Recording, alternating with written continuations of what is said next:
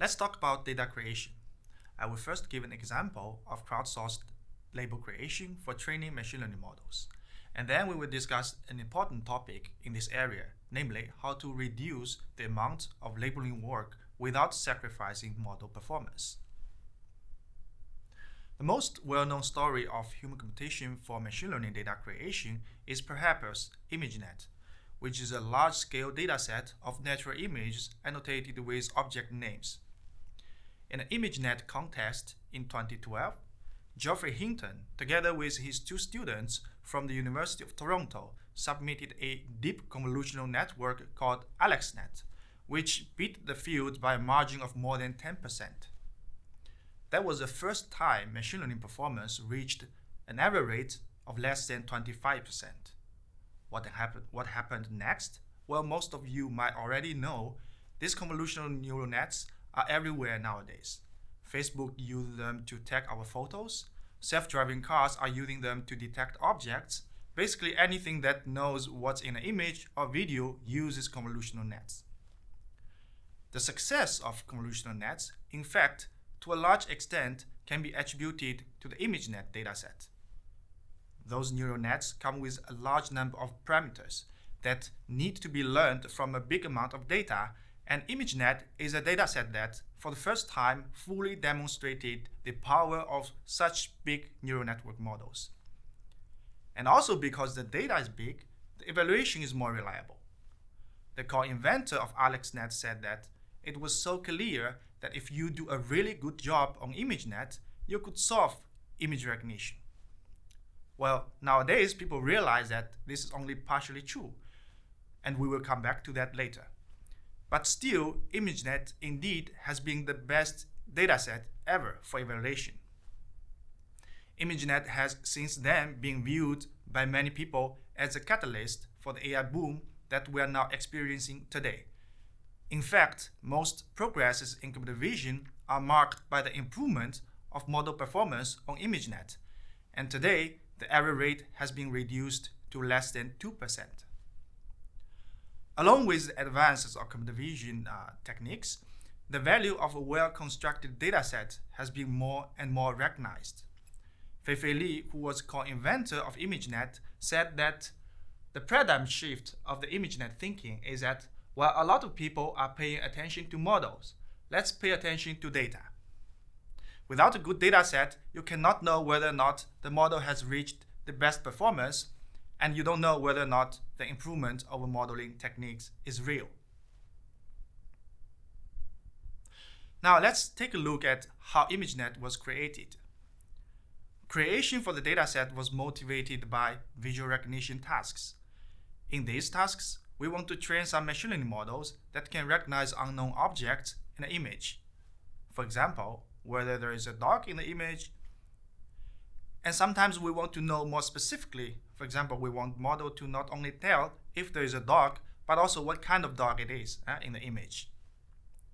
This is a hierarchical classification task, where the goal is to find the right concept in the taxonomy. The task is rather complex if you consider how many kinds of objects there are in the world. Take, for example, a famous database of English, WordNet, that contains all the nouns, verbs, etc., and encodes the relation between concepts. For example, husky is a subcategory of dogs. Overall, the WordNet thesaurus contains over 80,000 concepts or synsets in WordNet terminology. In order to train models to recognize objects in the open world, we need to collect a big number of images and have them annotated.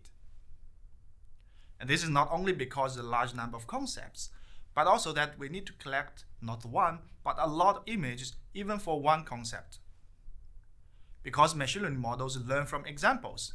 If we have just a few examples, the model cannot really learn what are the useful features for object recognition.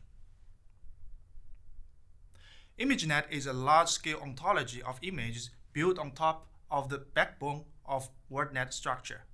It contains 500 to 1,000 images for the majority of the 80,000 WordNet concepts.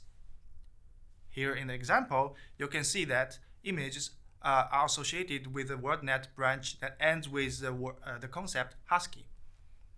You can see images of Husky specifically and images of a parent category of Husky, namely working dogs. So you can see all the images of working dogs other than Husky. How exactly was the dataset created?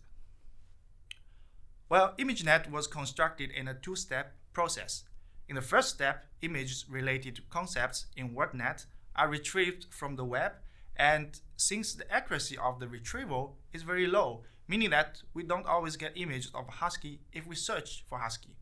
So in the next step, the images were cleaned by humans to verify if an image indeed contains the concept that was searched for. If we go a little bit more into the detail, for the first step, initially, the image retrieved was often quite limited in terms of the size. To get enough images, the creators used some information retrieval techniques, such as using all the synonymous words expressing the same concept to query images, and further expand the queries by appending words from the ancestors of the concept in WordNet. They used multiple languages to get more images, and in the end, the accuracy was less than 30%, meaning that 30% of the images matched the concept that were searched for. And this necessitates the second step, right? Human verification. Fei-Fei Li did a calculation and found that if she asked graduate students to annotate the 3 million images, it would take 19 years. But luckily, they found Amazon Mechanical Turk, which in the end allowed to annotate more than 3 million of images in just 5 months. Here is how their annotation interface looks like. In each of the labeling tasks, workers were presented with a set of candidate images and then also the definition of the target scene set, including a link to Wikipedia of that scene set. Workers were then asked to identify images that contain objects of the scene set. A big challenge using crowdsourcing for data labeling is label quality.